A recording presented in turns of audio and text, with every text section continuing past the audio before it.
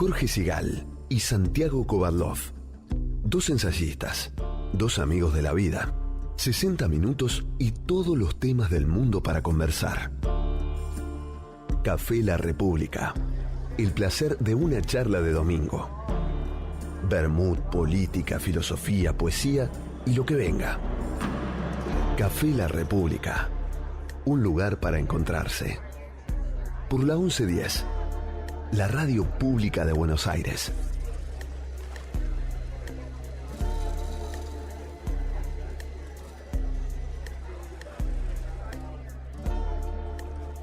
Una 05, estamos con un programa especial, le hemos dado ese carácter de programa especial porque hay hechos que así lo ameritan y ayer tuvimos una conmoción, tenemos una conmoción a partir de ayer en el mundo entero. Hoy es un día importante, entre otras razones ha quedado un poquito relegado de la información para nosotros porque no hemos tenido tiempo, pero hoy se abren las sesiones ordinarias del Congreso de la Nación, va a hablar el presidente de la República esta noche y también es un hecho a tener en consideración.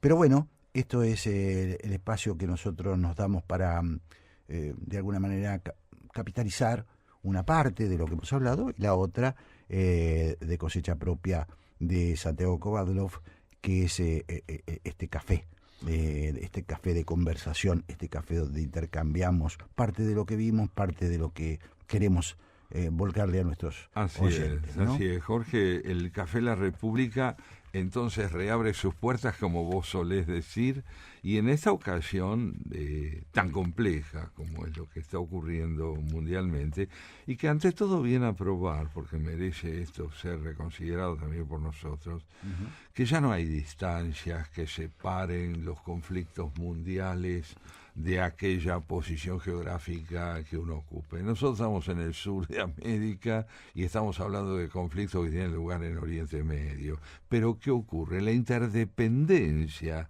de las relaciones sociales, políticas y culturales entre los distintos fenómenos no solo queda probada por los atentados que hemos sufrido en la Argentina, sino que queda aprobada también porque los Estados Unidos de América, por su papel de liderazgo actual, no pueden menos que llevarnos a nosotros a interrogarnos acerca de la conducción política y militar que Estados Unidos está teniendo en ese momento a través de su actual presidente de la nación, el presidente Trump, Donald Trump. ¿Qué es lo que advertimos nosotros? Advertimos que estamos delante de un presidente norteamericano que viene a emplear la terminología y los procedimientos propios de un emperador. Procede imperialmente. Se esté o no de acuerdo con lo que está llevando adelante, sus procedimientos ponen fin a lo que Juan Belikov llamaba el viejo orden. Y vos también lo llamabas así de algún modo en tu editorial. Vos hablabas de un nuevo momento del mundo. Belikov nos trae a nosotros la diferencia entre el viejo orden, en el cual un conflicto unilateral no estaba convalidado por el derecho internacional, pues hoy ya el derecho internacional se ve desbordado por procedimientos que ponen en evidencia que la fuerza es la que tiene la palabra. Interesantísimo. Nosotros creo que una de las cosas que tenemos como deber intelectual, diría de alguna manera Santiago, es ante cada uno de estos acontecimientos que nos conmueven, buscar la forma de que no se simplifique. Es decir, uno puede llegar a tener incertidumbre, nosotros no sabemos qué va a pasar. Por eso tratamos y llamamos a personas como Belikov que nos puedan explicar, bueno, en principio, en qué contexto se produjo el ataque de ayer, pero sobre todo, y digo esto de la simplificación, porque hay gente que tiende a ser exitista, es decir, tanto para un lado como para el otro, ¿no? ¿Qué significaría ser exitista? Bueno, la postura de Trump, ¿no? La postura de el Trump. triunfalismo de Trump es notable. Claro, que no está convalidado por la realidad, no está. Y a mí me pareció muy impactante la comparación entre Irak e Irán, porque efectivamente Irak es un país que Estados Unidos lo invadió, ya sabemos, no sabemos, en realidad sabemos muy poco de ese país, pero sabemos que lo desactivó. Eso es, lo desarticuló. Y Juan nos viene a decir, Juan Belicov nos viene a decir, no, esto que vos aclarás. Una cosa es un gobierno, una cosa es un partido político, otra cosa es una cultura entera. Que haya gente desconforme con el régimen no quiere decir que esté desconforme con el sistema. Hay gente que dice, no, hay que democratizar, pero no están pensando como nosotros. No están pensando como Francia, como Italia o como la Argentina. Así Tienen sus propias convicciones. Así es. Vos lo subrayás muy bien. Juan Belicov nos dijo a nosotros que la cosmovisión iraní nos pone de manifiesto que la población que se rebeló contra el gobierno se rebeló por la pésima administración económica o la mala administración económica que estaba llevando adelante el gobierno. No se rebeló contra la cosmovisión islámica. Claro. Y una parte seguramente sí, porque hay protestas contra las prácticas más oscuras del islamismo, las como mujeres. Las hay en Israel también con los sectores más dogmáticos. Claro. Porque si bien hablamos de minorías, como el mismo Belicov recordaba, en Israel la rebelión contra la preeminencia de la religión en la gestión política también existe. Claro. Pero lo que es verdad es que empecemos por no confundir las cosas. Esto es muy importante, él lo ha subrayado, él ha mostrado que son absolutamente imponderables las consecuencias que pueden resultar de planteos tan simplistas o exitistas o triunfalistas como los de Trump, ¿no es cierto? Es decir, una cosa es eliminar a un ayatolá y otra cosa es tratar de entender si la concepción islámica, en tanto se ve agredida por los Estados Unidos y aún por Israel, no va a provocar reacciones en todo el mundo islámico. Claro. En fin. El Corán, perdóname sí, que claro. recuerdo, otro punto clave que mencionó Juan, el Corán no es un libro guerrero, no es donde se puede, también en la Biblia se pueden encontrar miles de descripciones o centenares de descripciones que aluden a combates y guerras que son alentadas, claro. Pero el Corán no es un libro belicista, y ese rescate que él hace del Corán como un libro no belicista nos permite entender a nosotros por qué la cosmovisión islámica no es una visión cuyo acento sea puesto en el terrorismo. Que hay terrorismo es verdad, claro. Que hay lecturas distorsionantes como las hay desde todo dogmatismo. Claro. Bueno, hay que ver si este evento de ayer, que comenzó ayer, va a repercutir de manera de un suave descenso, o entramos en una redefinición de alianzas en una zona gravitante del mundo, peligrosísima, sobre todo porque van a ser los países moderados que tienen acuerdos con Israel, se avanzó muchísimo en ese sentido. Es otro punto clave. Hay varios países que en realidad están esperando para firmar la paz. Estaban a punto de hacerlo cuando estalló lo del 7 de octubre. Exactamente. Entonces estamos hablando de una complejidad en el acontecimiento de ayer muy grande. Ha sido muy habilidoso Netanyahu, indudablemente, para asociarse con los Estados Unidos en esta idea que todos los medios del mundo identifican con él, es decir, que la decisión real de atacar ahora ha sido del premier israelí, ¿no? Y bueno, hay que reconocer que esta estabilidad, esta inteligencia, ¿no? Pero estamos metidos en un problema grande y grave. Y también Belicov subrayó, y nosotros lo consideramos así también, que la repercusión que hacia adentro de los Estados Unidos, hacia adentro de Israel ha tenido este episodio desatado ayer, son relativamente distintas. No es lo mismo la posición de la sociedad norteamericana o de las mayorías norteamericanas que la posición de Israel. Israel siempre ha concebido a Irán como el responsable básico. Bueno, es su enemigo.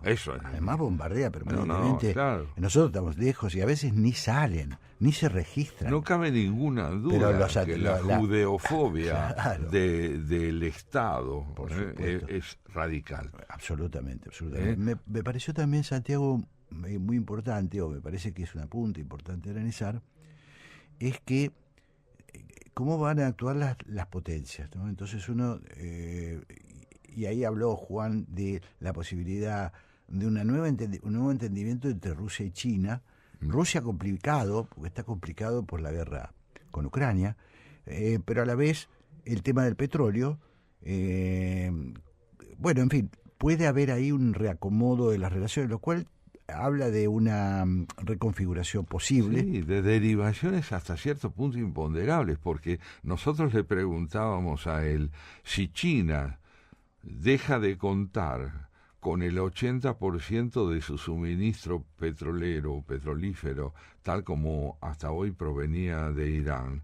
Bueno, él nos dice, pero Rusia puede suplir en ese sentido a Irán, y ganar un protagonismo en este conflicto geopolítico enorme, ¿no es cierto?, por el papel que va a jugar. Yo recordé en ese sentido, Jorge, qué ocurrió cuando Rusia le suministraba a Alemania petróleo, hasta no hace mucho tiempo, claro, a través de unos oleoductos que llegaban desde Rusia a Alemania. De pronto se corta ese suministro y Alemania enfrenta una crisis energética muy grave, que hace aumentar, para que se entienda, no te llega el petróleo, o sea, no llega el combustible, o sea, aumenta el precio del consumo para los ciudadanos, en fin, es una cadena y una red de interdependencias. Claro. ¿Una pausa? Café La República. La hora de la tertulia entre amigos en Haciendo Pie. Con Jorge Sigal y Santiago Kubalov.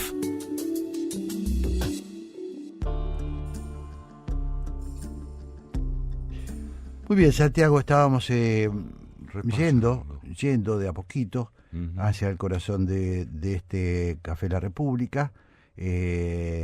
Venimos de la tensión de la emergencia que significó el ataque de Estados Unidos a Israel, a Irán y todas las consecuencias, y ahora vamos a tratar de ir de a poquito utilizando el tiempo que nos resta para, como siempre, para recibir a nuestro invitado de hoy. Eso es. Que guarda relación, ese invitado, en su preocupación, la que vamos a traer hoy aquí a el Café La República, con lo que planteaba Carlos Arana, ¿no es cierto?, acerca del papel, las certidumbres, incertidumbres, posibilidades que puede generar la inteligencia artificial. Y el invitado de hoy, Jorge, se llama Héctor Guyot. Invitado que hemos tenido en piso alguna vez. Y vamos a repetir. Así es. Héctor Guyot es el director del suplemento Ideas del diario La Nación, es novelista, es columnista de todos los sábados en la contratapa de Nación, y ayer justamente publicó una columna que pensé puede ser de mucho interés para nosotros compartirla con nuestros lectores. La tituló él, ya el título es sugestivo, Pensar es algo más que ordenar palabras. Y dice en sus inicios así: por alguna necedad que arrastro desde chico, suelo evitar las tendencias o las modas muy concurridas, incluso aquellas que se imponen dentro de ciertas tribus. Por ejemplo, nunca leí a César Aira, a quien mucha gente autorizada tiene por el mejor escritor argentino. La única novela suya que abrí no me enganchó y la cerré en la página 30. Me estoy perdiendo algo, sin duda, pero lo hago en favor de otra lectura que esté más cerca de mi sensibilidad. Quizá esta reticencia de base condiciona también mi mirada sobre la inteligencia artificial, aunque en verdad he desconfiado de la tecnología desde que tengo memoria, y no solo por el influjo de Ray Bradbury. Seguro que en este asunto de la inteligencia artificial también me estoy perdiendo algo, pero como trabajo con la palabra y hasta intento expresarme con ella, prefiero mantenerla dentro de mi campo de juego, por limitado que éste sea. Todo esto viene a cuento de la profecía de Yuval Noah Harari, que lanzó en el foro de Davos. Dijo él: todo lo que esté hecho de palabras será controlado por la inteligencia artificial. La frase me pegó fuerte. Mi vicio congénito me había mantenido lejos de los libros de Harari. Me los perdí. ¿Qué vamos a hacer? Hasta que publicó Nexus. De modo que, habiendo leído este admirable ensayo sobre la inteligencia artificial y sus implicancias, el autor de ese pronóstico ominoso me despertaba el mayor de los respetos. De allí el impacto de la frase, más allá de que el avance a paso redoblado de la inteligencia artificial y en especial de los chatbots en la vida cotidiana es un hecho incontrolable. Sin embargo, el discurso de Harari en Davos dejó un resquicio por donde se filtra la luz, acaso sin que el autor lo advirtiera. Sí, como dice él, pensar realmente significa ordenar palabras y otros elementos del lenguaje, entonces la inteligencia artificial ya puede pensar mucho mejor que muchísimos humanos, dijo el catedrático israelí como complemento de lo anterior. Aquí hago una pausa en la lectura, Jorge, para preguntarte: ¿cómo entendés lo que nos viene planteando Héctor Gullón? Bueno, me parece que primero es una lectura la que hace Héctor muy valiente, ¿no? Muy valiente, porque reconoce sus límites. Sí, sus límites, y hasta yo diría que como empieza la nota, ¿no? Dice: Aira, no leí nunca. Sí. Sé que me estoy perdiendo de algo, pero tomé la decisión. Sí, luego de 30 páginas de una... Tomé la decisión de no leerlo, ¿no? No está diciendo que Aira... No está calificando, No, al todo contrario. lo contrario. Al contrario. Pero bueno, me pareció muy interesante porque de alguna manera anticipa lo que está diciendo, lo que va a decir, que va a ir contracorriente, ¿no es cierto? Así es. Contra buena parte del sentimiento generalizado. Claro, ¿no? él nos va a decir, sin ánimo de contradecir a Harari, pienso que pensar es más que ordenar palabras. Harari empieza a generar resistencias, ¿no? ¿Vos te acordás cuando irrumpió? Sí. Porque la verdad que hizo cosas extraordinarias. Notables aportes. Todos nosotros aprendimos o empezamos a entender lo que venía, de alguna manera influidos por Harari, ¿no? Hacia 2016, 2015, recuerdo, sus primeros libros. Fueron impresionantes. Ahora, como es el caso de Héctor, empieza a chocarse con algunas conclusiones que parecen muy, muy tajantes. ¿No? Eso, has dado con el término. Yo creo que uno de los motivos por los cuales los planteos de Harari generan, no digo rechazo, pero sí la posibilidad de discutirlos, es la contundencia, el espíritu terminal con que él hace sus afirmaciones, claro, ajenas un poco a ciertos matices. Y son esos matices lo que en esta nota va a rescatar Gullón. Fíjate vos, sin ánimo de contradecir a Harari, pienso que pensar es más que ordenar palabras. Los seres humanos somos algo más que un cúmulo de datos alojados en el disco rígido del cerebro que se agitan cada vez que pensamos, como a veces muchos tecnólogos y neurocientíficos nos hacen creer. Quizá para identificar nuestra mente con la danza algorítmica que ensaya la inteligencia artificial al disparar sus respuestas. ¿Acaso, cuando pensamos, no nos ponemos en un plano superior al de los datos o los hechos con el fin de interpretarlos y darles un sentido? ¿Y no ponemos en juego la intuición, la imaginación y nuestra insustituible experiencia de vida? La inteligencia artificial, como dice Harari, solo ordena palabras. Parece que piensa, pero no lo hace. Incapaz de elevarse a un plano superior al de los datos, solo combina matemáticamente los existentes y ya dados dentro de un sistema cerrado y en consecuencia muerto. Todos conocemos aquellos interrogantes dilemáticos que admiten por respuesta tanto un sí como un no, esas preguntas complejas ante las cuales uno muchas veces dice, después de pensarlo un poco, sí y no.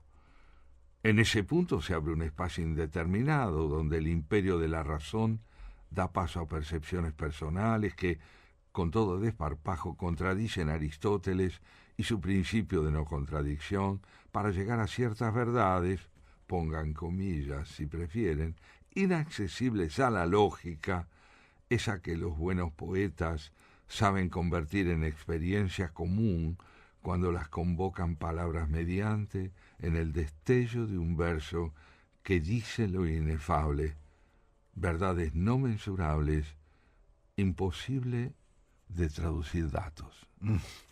Me parece que lo que hace Héctor es meterse en una disputa, en una polémica que tiene raíces casi desde nuestro origen, ¿no?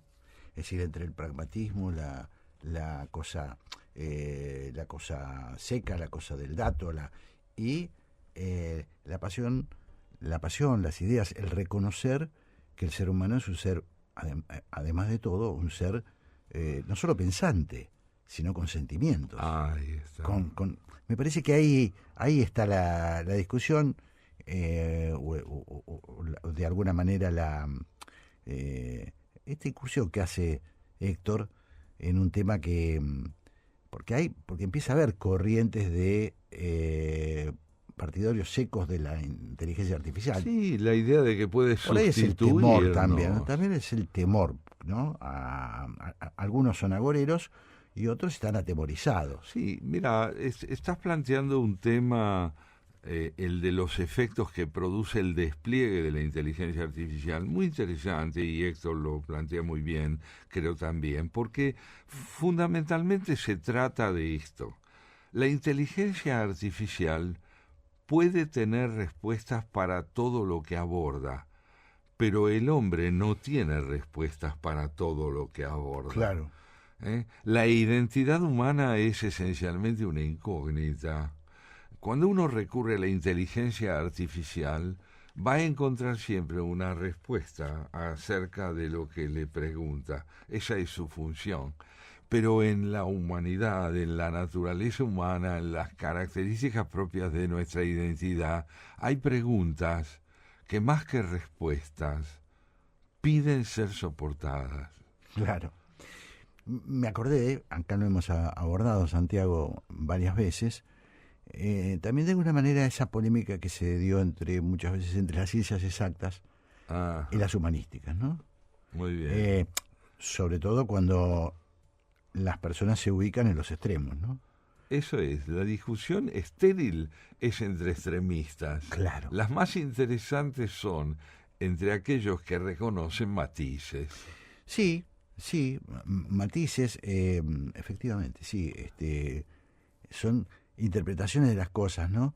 Bueno, lo hemos hablado acá, hemos hablado muchas veces de la energía nuclear, de lo que significó en su momento, ¿no es cierto? Ese debate entre algo maravilloso, que es el descubrimiento de la energía atómica, y el uso de la energía atómica. Sí, el empleo que se hace de claro, ella, ¿no? Claro. Esta misma tecnología de la que estamos hablando es la que está siendo empleada hoy en la guerra. Exactamente. En el exterminio de unos y de otros. Y también centrales nucleares que son las que nos permiten dotarnos de energía, de iluminación, en el mejor sentido del término, exactamente, ¿no? Exactamente. Justamente yo creo que Héctor Guyot está rescatando algo fundamental, que es la distinción entre lo que es el funcionalismo, lo pragmático, lo útil, la posibilidad de contar con aclaraciones que pueden inscribirse en el campo de respuestas específicas, claras. Y hay otras cuestiones que no pueden encontrar sino lo que él llama la simultaneidad del sí y el no. Claro, claro. Está muy bien, es la ambigüedad, ¿no? Es una ambigüedad que nos constituye y que Claro. yo creo que si uno la acepta, permite ser prudente, permite estar abierto al diálogo, permite rehuir el fanatismo, la intransigencia, porque de lo contrario caemos en la idolatría de la certeza. Claro, claro. Y esto es sumamente peligroso. Fíjate vos lo que él añade a lo que estaba diciendo. El mismo Harari, en su discurso de Davos, plantea una paradoja que refleja tanto el poder creador de la palabra como sus limitaciones. Cita una conocida frase de la Biblia: en el principio era el Verbo, y el Verbo se hizo carne. Y enseguida el Tao Te Ching: la verdad que se puede expresar con palabras no es la verdad absoluta. Y remata así: a lo largo de la historia, la gente siempre ha luchado con la tensión entre el verbo y la carne, entre la verdad que se puede expresar con palabras y la verdad absoluta, que está más allá de las palabras. La palabra es creadora, como sugiere la tradición occidental, porque no tenemos otro modo de dar forma y sentido al magma de la realidad.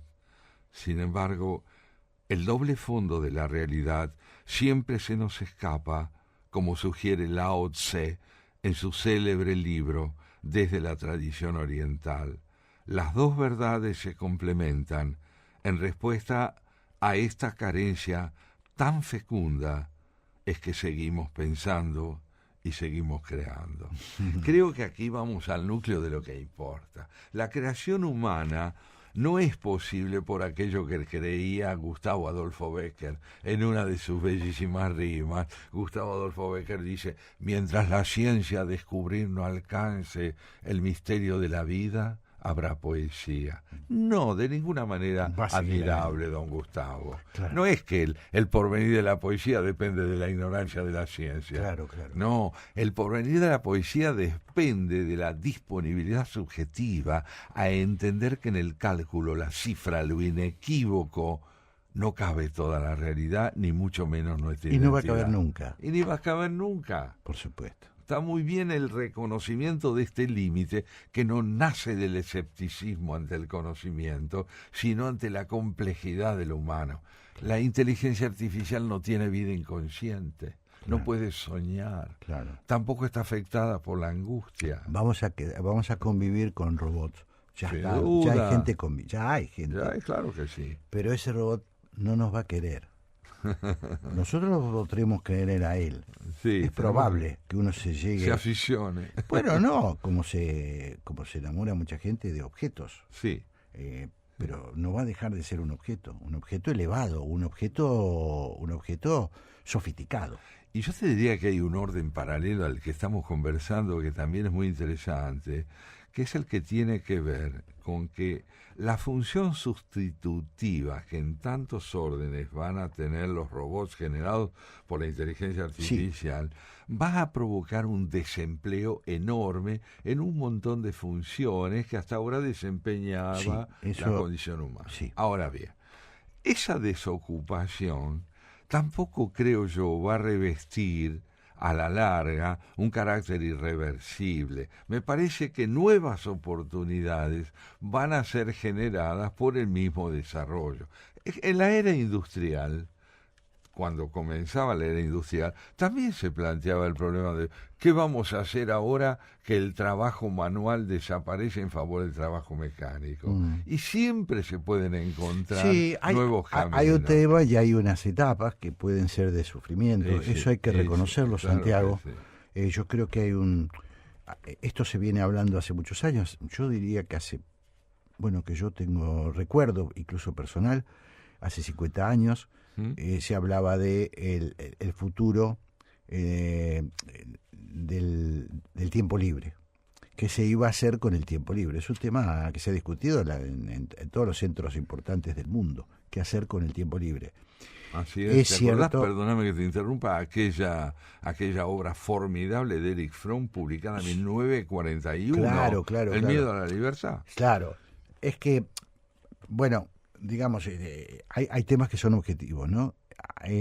La automatización va a reemplazar muchas de las tareas del ser humano. Sin duda. La robótica va a reemplazar a los seres humanos. Y los seres humanos van a tener que ocupar el tiempo libre.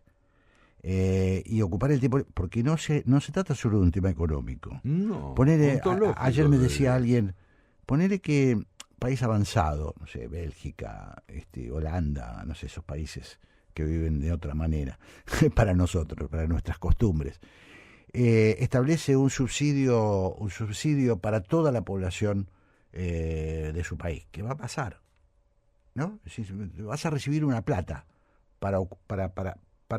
porque de algo vas a tener que vivir y no va a haber qué hacer, no vas a tener qué hacer, pero no está resuelto que eso sea de una manera que no degrade al ser humano. Claro. No es lo mismo el ocio para el que tiene mucha plata que el ocio para el que va a recibir. Bueno, además hay que ocupar el tiempo, y ocupar el tiempo significa pensar. ¿Qué haces con tus vocaciones? Exactamente. ¿Qué haces con tus necesidades de constituirte? Lo estás diciendo muy bien, a través del trabajo, porque el trabajo no es una ocupación, es una constitución del sujeto. Sí. Ese es un tema interesantísimo. Muy interesante, al que está muy vinculado. Vamos a seguir hablando de esto, quizás podemos buscar a un experto para seguir hablando de este tema. Me parece muy, muy apasionante, ¿no? ¿Qué te parece si vemos cómo desemboca en la tesis fundamental el planteo de Guyot? Por supuesto. Dice así: la inteligencia artificial no siente esa tensión sencillamente porque no siente. Ese espacio en el que la palabra intenta ir más allá de sí misma y que a veces alcanza, es inaccesible para la inteligencia artificial, por más imbatible que resulte en el terreno de la lógica pura, como una partida de ajedrez o de Go. Sin embargo, cada vez más gente interactúa con los chatbots como si fueran personas. Los han programado para que simulen pensar y sentir, y nosotros damos la simulación por buena, porque todo el lenguaje creado alrededor de la inteligencia artificial nos induce a humanizarla y hasta a concederle una conciencia de la que, por supuesto, carece. Y es ahí, en la conciencia, donde se abre el abismo entre nosotros y la inteligencia artificial. La conciencia es un misterio al que la matemática no llega. Desde allí sale la sonda hacia ese más allá de lo mensurable. Al paso que vamos, será el último refugio de la palabra creadora para resistir la mecanización y la automatización de la vida a la que la revolución tecnológica nos empuja. Interesante, ¿no? Yo creo que sí. Sí, interesante.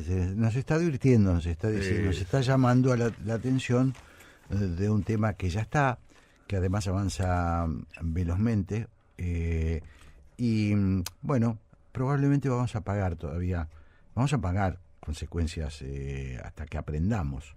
Vamos a pagar seguramente. Sí, hasta conciliar nuevamente el enfrentamiento de cómo conciliar la relación entre ética y progreso, entre humanismo entendido como posibilidad de que el sujeto vea respetada y dignificada su propia condición enigmática, porque el hombre es un enigma, con la posibilidad de desarrollarse con eficacia en el orden práctico. Absolutamente. Este es el problema. Interesantísimo, Héctor Guyot, en La Nación. Su columna habitual de los días sábados, director del suplemento Ideas del diario La Nación. Nosotros nos vamos a ir a reencontrar,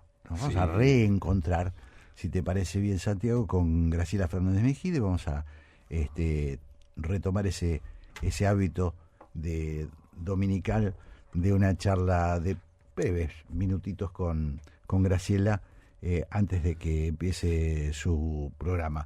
Pero tenemos todavía... A ver, vamos a escuchar un temita.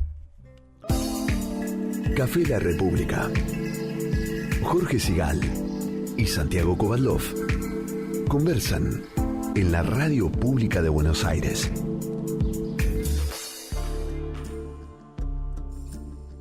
Bueno, estábamos, Santiago, analizando esta nota de Héctor Guyot, mientras Guyot, esperamos sí. a Graciela. Sí, en torno a la pregunta ¿qué significa pensar? Este es el tema de la nota y es una pregunta sumamente interesante porque muchas veces el prejuicio asocia la actividad de pensar exclusivamente con la de plantear problemas que se puedan y se deben resolver. El sentido práctico, sin duda alguna, es fundamental, porque de lo contrario no hubiéramos sobrevivido como especie. Pero ¿acaso pensar, esto es lo que señala Guyot también significa abrirse a lo imponderable y no solo a lo cifrado, a lo que cabe en un discernimiento inequívoco? Claro. Pensar es la posibilidad de que nuestra sensibilidad opere como una brújula en el discernimiento de enigmas que no tienen solución, de problemas que son enriquecedores en la medida en que se convive con ellos sin la aspiración de terminar con ellos. Por ejemplo, planteo uno pequeño. ¿Debemos morir? ¿Por qué tenemos que morir? Si realmente deberemos encontrar una solución. Claro. Bueno, vamos a encontrarnos entonces sí con nuestra amiga, la querida Graciela Fernández Mejide. Así es. Hola Graciela, ¿cómo estás? Hola Graciela. Ustedes. Bueno, te saludamos ahora y te deseamos feliz cumpleaños, ya lo hicimos en privado, pero así es. Pero te deseamos feliz cumpleaños. Ha tenido mucha repercusión tu cumpleaños, hemos festejado por todos lados.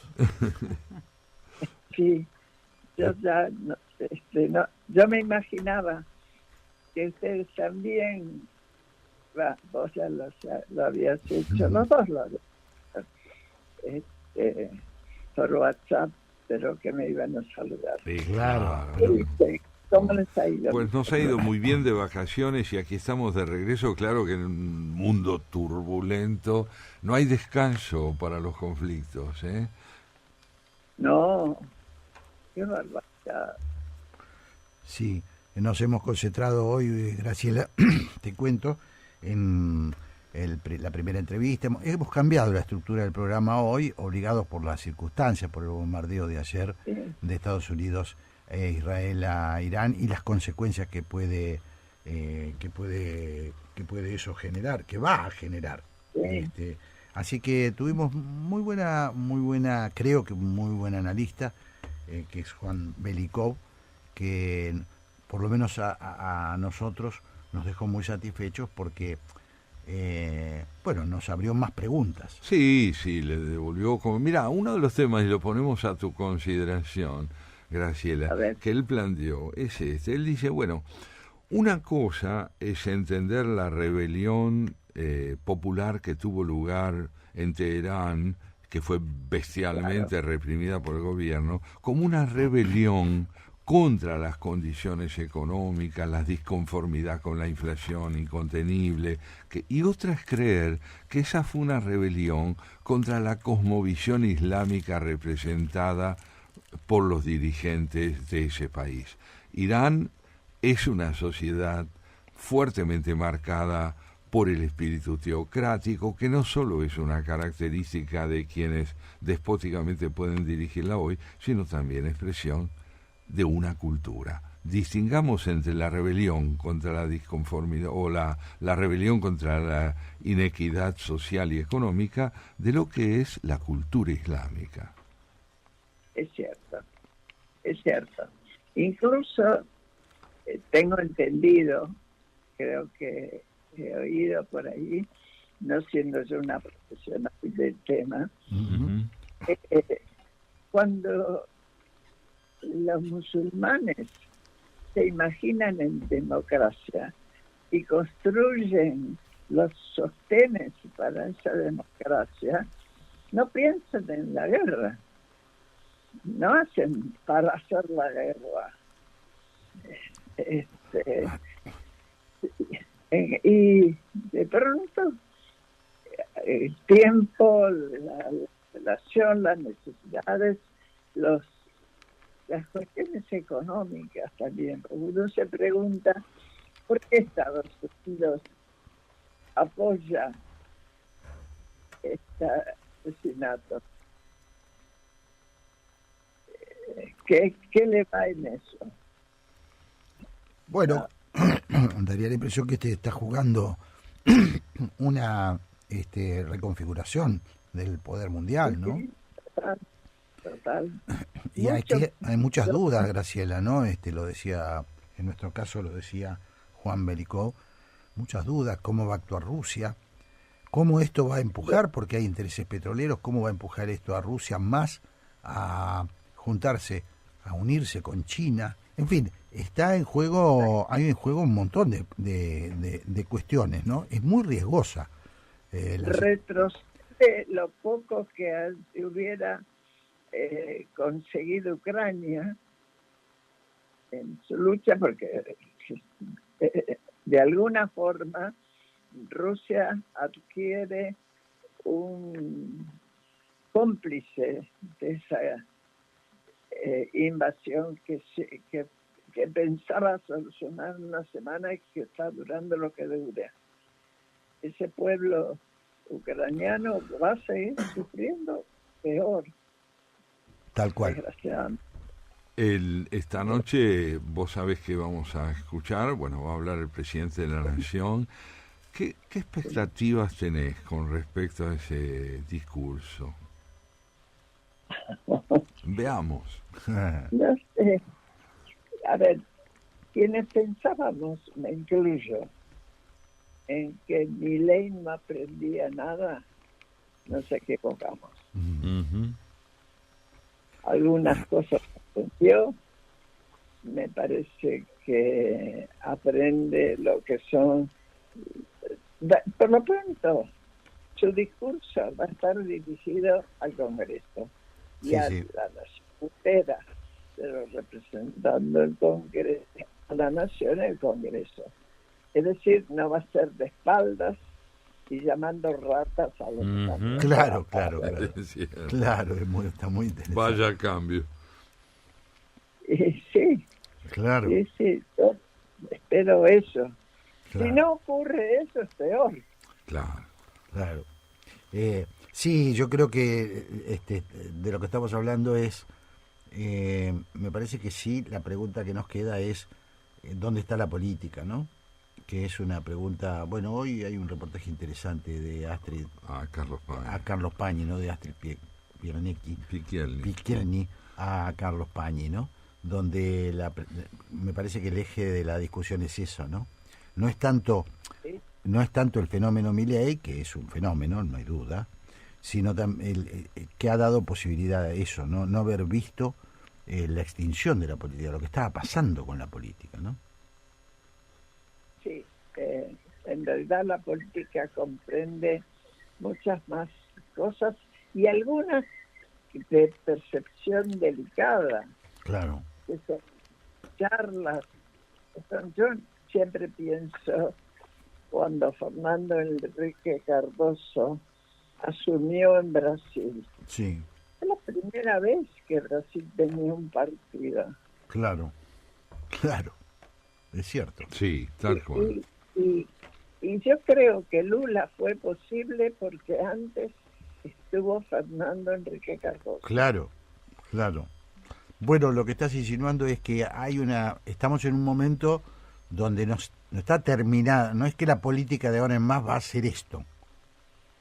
No necesariamente. Claro. ¿No? Claro. Es decir, que hay un... Pero bueno, es un momento complejo. Vamos a ver qué dice el presidente. Creo que le va a ocupar mucho tiempo la guerra, ¿no es cierto? Le va a ocupar, hay cambios seguro, bueno, ya lo han anticipado los medios, que se van a hacer en el discurso oficial, porque la Argentina está muy alineada con los Estados Unidos y Israel. Así que seguramente está cambiando un poco la prosa del presidente para hoy, ¿no? Me imagino que sí. Quiero creer que sí. Y no me digan que no, muchachos. Pero recuerden que es mi cumpleaños. ¿Qué fue? No te vamos a contradecir. Bueno, Graciela, no sé si quieres adelantarnos alguna de las entrevistas que vas a tener hoy o preferís guardarlo. Vos resolvés. No, te puedo decir. Bueno. Ambos. es Ignacio Lavacchi, uno de ellos. Gran analista político, gran sociólogo, interesantísimo Ignacio. Así es. Y Alejandro Racé, del cual vamos a hablar de otro tema. Ajá. Alejandro Racé, para irlo adelantando, psicoanalista, miembro del Club Político Argentino y también analista político. También.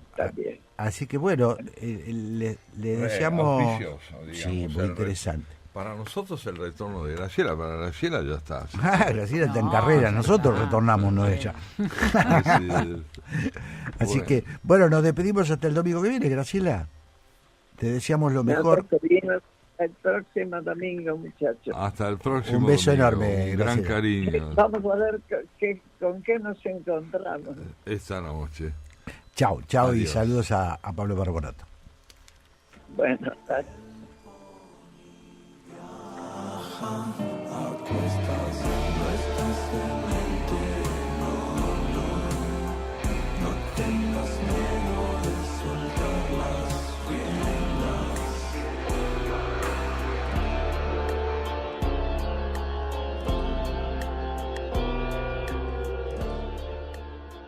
Jorge Sigal y Santiago Kovadlov en la 1110.